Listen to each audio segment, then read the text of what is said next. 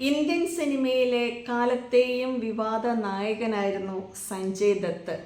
നർഗീസ് ദത്ത് എന്ന പ്രശസ്തയായ നടിയുടെ മകനായ ഇദ്ദേഹത്തിന് ജീവിതത്തിൽ ഒരുപാട് സൗഭാഗ്യങ്ങൾ ലഭിച്ചു. എങ്കിൽ പോലും അദ്ദേഹത്തിൻ്റെ വ്യക്തി ജീവിതത്തിൽ ഒരുപാട് പ്രശ്നങ്ങളുണ്ടായിരുന്നു.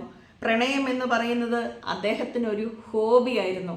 നിരവധി പ്രണയങ്ങൾ, പ്രണയ തകർച്ചകൾ, ഒപ്പം പ്രണയിച്ച കാമുകിമാർ ഇദ്ദേഹത്തിനോടുള്ള അഭിപ്രായ വ്യത്യാസ നിമിത്തം ഇട്ടേച്ചു പോയാൽ അവരെ കൊല്ലാൻ നടക്കുക, തല്ലാൻ നടക്കുക, അവരോടൊപ്പം പുതിയ അഭിനേതാക്കളായിട്ട് നടന്മാർ വന്നാൽ അവരെ ശല്യപ്പെടുത്തുക, ഇങ്ങനെയുള്ള ഒരുപാട് പ്രശ്നങ്ങളിൽ കൂടെ കടന്നുപോയ ഒരു വ്യക്തിയാണ് സഞ്ജയ് ദത്ത്. അപ്പോൾ ഏറ്റവും അവസാനമായിട്ട് വന്ന ഒരു വാർത്ത എന്ന് പറയുന്നത് അദ്ദേഹം ക്യാൻസർ രോഗബാധിതനാണ്.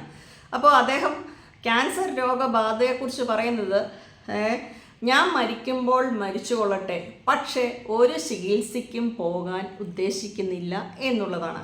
ഈ ഒരു അവസരത്തിലാണ് നമ്മൾ ചിന്തിക്കേണ്ടത്. ക്യാൻസർ രോഗം ബാധിച്ച എത്രയോ നടന്മാർ നമ്മുടെ മുന്നിലുണ്ട്. ഇന്നസെൻ്റ്, മമത, അത് ഗൗതമി, ഇങ്ങനെ ഒരുപാട് നടന്മാർ നമ്മുടെയൊക്കെ ഇടയിലുണ്ട്. പക്ഷേ ഇവർക്ക് ആർക്കുമുള്ള ഒരു മനോധൈര്യം പോലും ഈ ആജാനബാഹുവായ 6 അടിക്ക് മേളിൽ ഉയരമുള്ള സഞ്ജയ് ദത്തിന് ഇല്ല എന്നുള്ളതാണ് നമ്മളെയൊക്കെ വിഷമിപ്പിക്കുന്ന ഒരു കാര്യം. ക്യാൻസർ വാർഡിലെ ചിരി എന്ന പേരിൽ ഇന്നസെൻ്റ് താൻ അഭിമുഖീകരിച്ച ജീവിതത്തെക്കുറിച്ച്, കടന്നുപോയ സമയത്തെക്കുറിച്ച്, ഇന്നസെൻറ്റിന് മാത്രമല്ല പിന്നീട് അദ്ദേഹത്തിൻ്റെ ഭാര്യയ്ക്ക് ഈ അസുഖം വന്നു.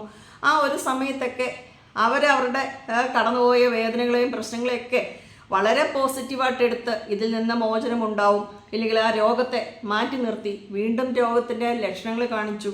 ഈ ഒരു അവസ്ഥയൊക്കെ എത്ര ബുദ്ധിപൂർവമാണ്, അല്ലെങ്കിൽ എത്ര സംയമനത്തോടെയും സമചിത്തതയോടെയാണ് ഇന്നസെൻ്റ് നേരിട്ടതെന്ന് നമ്മൾക്ക് അദ്ദേഹത്തിൻ്റെ ബുക്കുകളിൽ നിന്ന് മനസ്സിലാക്കാം. ഇതുപോലെ തന്നെയാണ് നമ്മുടെ വളരെ ചെറുപ്പത്തിൽ ഈ രോഗബാധിതയായ മമത. അവരെ സംബന്ധിച്ചിടത്തോളം അവരുടെ ഭർത്താവ്, വളരെ ചെറുപ്പം മുതൽ അറിയാവുന്ന ഭർത്താവ് വിട്ടിട്ട് പോയി. അതിനുശേഷം രോഗം കൂടുതൽ പ്രശ്നങ്ങളിലേക്ക് പോകുന്നു. ഇപ്പോൾ അവർക്ക് സ്കിന്നിൽ മെലാനിൻ കുറയുന്ന നിമിത്തം വെള്ളപ്പാണ്ടുള്ള ആ ഒരു രോഗത്തിൻ്റെ അവസ്ഥയാണ്. ഇതിലെല്ലാമായിട്ടും ആ പെൺകുട്ടി എത്രയോ, ഇയാളെയൊക്കെ വെച്ച് നോക്കി എത്രയോ ചെറുപ്പമുള്ള ഒരു പെൺകുട്ടിയാണ്. അവർ പോലും തകർന്നു പോയിട്ടില്ല. പക്ഷേ സഞ്ജയ് ദത്ത് മാനസികമായിട്ട് ശരിക്കും തകർന്നു പോയി എന്നുള്ളതാണ് യാഥാർത്ഥ്യം. ഇതിനെക്കുറിച്ചൊക്കെ പറയുന്നത്, ഇയാളെ സംബന്ധിച്ചിടത്തോളം ഇദ്ദേഹത്തിൻ്റെ അമ്മ നർഗീസ് ദത്ത് പാൻക്രിയാറ്റിസ് ക്യാൻസർ രോഗബാധിതയായിരുന്നു. അതുപോലെ ഇദ്ദേഹത്തിൻ്റെ ആദ്യത്തെ ഭാര്യ ആയ റിച്ച ശർമ്മ മസ്തിഷ്ക ക്യാൻസർ മൂലമാണ് മരിച്ചത്. അപ്പോൾ ഇവരൊക്കെ അനുഭവിച്ച വേദനകളും കഷ്ടപ്പാടുകളും ഒക്കെ കണ്ട് മനസ്സും അടുത്തുകൊണ്ട് അത്ര ഒരു അവസ്ഥയിലൂടെ താനും കടന്നു പോകാൻ ഉദ്ദേശിക്കുന്നില്ല. അതുകൊണ്ട് താൻ കീമോതെറാപ്പിക്ക് നിൽക്കുന്നില്ല എന്നാണ് ഇദ്ദേഹം ഉദ്ദേശിച്ചിരിക്കുന്നത്. നമുക്കൊക്കെ അറിയാം, ഒരുപാട് പ്രശ്നങ്ങളിൽപ്പെട്ട ഒരു വില്ലൻ, നായകൻ എന്നതിലുപരി ജീവിതത്തിൽ ഒരു വില്ലനാണ്, ഇല്ലെങ്കിൽ ജീവിതത്തിൽ ഇദ്ദേഹത്തെ സഞ്ജയ് ദത്തിന് ഒരുപാട് ആളുകൾ ഭയപ്പെടുന്ന ഒരു വ്യക്തിയാണ്. അതുപോലെ തന്നെ 1993 മുംബൈയിലെ 257 പേരുടെ മരണത്തിനിടയാക്കിയ സ്ഫോടനവുമായിട്ട് ബന്ധപ്പെട്ട കേസിൽ അനധികൃതമായിട്ട് ആയുധങ്ങൾ കൈവശം വെച്ചതിന് സുപ്രീം കോടതി 5 വർഷത്തെ തടവിന് വിധിച്ച ഒരു വ്യക്തിയാണ്. അപ്പോൾ ഈ തടവ് ശിക്ഷയൊക്കെ കഴിഞ്ഞ് അദ്ദേഹം പുറത്തിറങ്ങി വീണ്ടും സിനിമകളിൽ സജീവമായിരിക്കുന്ന ഒരു സമയത്താണ് ഇദ്ദേഹത്തിന് ഈ രോഗമാണ് എന്ന് തിരിച്ചറിയുന്നത്. കുറേ കാലമായിട്ട് അദ്ദേഹത്തിന് നടുവേദനയായിരുന്നു. അപ്പോൾ ട്രീറ്റ്മെൻറ്റ് ഒന്നും എടുത്തിട്ട് ഈ നടുവേദന മാറുന്നില്ല.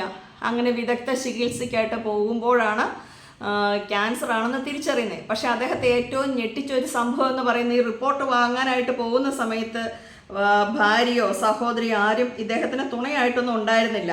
അപ്പോൾ റിപ്പോർട്ട് കൈമാറിയ വ്യക്തി വളരെ കൂളായിട്ട് ഇയാളുടെ മുഖത്ത് നോക്കിയിട്ട് നിങ്ങൾക്ക് ക്യാൻസർ ആണ് എന്ന് പറഞ്ഞു. ഒരു പക്ഷേ സഞ്ജയ് ദത്ത് വളരെ ബോൾഡാണ് എന്ന് വിചാരിച്ചായിരിക്കും പറഞ്ഞ ആളെ റിപ്പോർട്ട്, സാധാരണ റിപ്പോർട്ട് കൈമാറുന്ന പോലെ റിപ്പോർട്ട് കൈമാറി നിങ്ങൾക്ക് ക്യാൻസർ ആണ് എന്ന് പറഞ്ഞു. പക്ഷേ ആജാനുബാഹുവായ എന്തിനും പോകുന്ന ഒരു വ്യക്തി എന്നുണ്ടായിരുന്നു ഇദ്ദേഹം. ഈ വാർത്ത കേട്ടപ്പോൾ ആകെപ്പാടെ തകർന്നു പോയി, വിഷാദത്തിന് അടിമപ്പെട്ടു. അതാണ് യഥാർത്ഥത്തിൽ ഇദ്ദേഹം ഇനി ചികിത്സയ്ക്കൊന്നും ഇല്ല എന്ന ഒരു തീരുമാനത്തിലേക്ക് വരാനുണ്ടായ കാരണം. ഞാൻ മരിക്കുമ്പോൾ മരിച്ചോട്ടെ. ശരിക്കും ഇയാൾ ഭയങ്കരമായിട്ട് ഈ അസുഖമാണെന്ന് കേട്ടപ്പോൾ അങ്ങ് തകർന്നു പോയി. ഒപ്പം വീട്ടിൽ ഈ ഹിസ്റ്ററി, അമ്മയുടെ വേദന അനുഭവിച്ചു കണ്ടു, ആദ്യ ഭാര്യ കടന്നുപോയ വേദനകൾ കണ്ടു. അപ്പോൾ ഇതേ അവസ്ഥയിലൂടെയാണല്ലോ താനും പോകുന്നത് എന്ന ഒരു ടെൻഷൻ അദ്ദേഹത്തെ സ്വാഭാവികമായിട്ടും കീഴ്പ്പെടുത്തിയിട്ടുമുണ്ട്. എന്തായാലും ആശുപത്രിയുടെ മുന്നിൽ നിന്ന് അദ്ദേഹം എടുത്തിരിക്കുന്ന ഫോട്ടോസ് ഒക്കെ പോസ്റ്റ് ചെയ്തിട്ടുണ്ട്. അപ്പോൾ ട്രീറ്റ്മെൻറ്റ് എടുക്കണം, എത്രയും പെട്ടെന്ന് അസുഖം ഭേദമാകട്ടെ, ഭയപ്പെടേണ്ടതില്ല, ഇങ്ങനെയൊക്കെയുള്ള ഒരുപാട് സന്ദേശങ്ങളടങ്ങിയ കമൻറ്റുകൾ ഇദ്ദേഹത്തിന് ഫുള്ള് സപ്പോർട്ട് നൽകിക്കൊണ്ട് എത്രയും പെട്ടെന്ന് രോഗവിമുക്തിക്കായിട്ടുള്ള കാര്യങ്ങൾ ശ്രമിക്കണം എന്ന തരത്തിലുള്ള ഉപദേശമൊക്കെ നൽകിക്കൊണ്ടുള്ള ഒരുപാട് പോസ്റ്റുകൾ, സപ്പോർട്ടൊക്കെ ആരാധകരുടെ ഭാഗത്തുനിന്നും സഹപ്രവർത്തകരിൽ നിന്നൊക്കെ അദ്ദേഹത്തിന് ലഭിച്ചുകൊണ്ടേയിരിക്കുകയാണ്. എന്തായാലും അദ്ദേഹത്തിന് അസുഖമൊക്കെ മാറി ജീവിതം മുന്നോട്ട് കൊണ്ടുവരാനുള്ള ഒരു ആത്മവിശ്വാസം ലഭിക്കട്ടെ, ഭീരുവാകരുത്.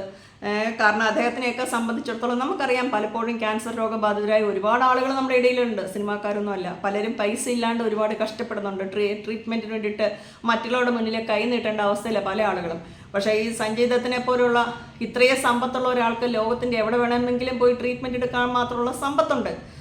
അപ്പോൾ എന്നിട്ട് പോലും പേടിച്ചു മാറുക എന്ന് പറയുന്ന ഇയാളൊക്കെ യഥാർത്ഥത്തിൽ ഒരു പേടിത്തൊണ്ടനാണ് എന്നുള്ളത്. ഇല്ലെങ്കിൽ വ്യക്തി ജീവിതത്തിലുണ്ടായത് തിരിച്ചടികൾ നിമിത്തം ഇനിയിപ്പോൾ ജീവിക്കാനുള്ളതൊക്കെ ജീവിച്ചു തീർത്തു, ഇനിയിപ്പോൾ ഇങ്ങനെ കഷ്ടപ്പെട്ട് വേദനയൊക്കെ സഹിച്ച് ട്രീറ്റ്മെൻറ്റൊക്കെ ആയിട്ട് മുന്നോട്ട് പോകണ്ട എന്നൊരു നിരാശയായിരിക്കാം ഒരു പക്ഷേ സഞ്ജയ് ദത്തിനെ കൊണ്ട് ഇങ്ങനെയൊക്കെ തീരുമാനിപ്പിക്കുന്നത് അദ്ദേഹത്തിൻ്റെ വ്യക്തി ജീവിതത്തിലെ പ്രശ്നങ്ങളുമായിരിക്കാം. എന്തായാലും അദ്ദേഹത്തിൻ്റെ അസുഖമൊക്കെ വേഗം ഭേദമായിട്ട് വരട്ടെ എന്ന് നമുക്ക് ആശംസിക്കാം.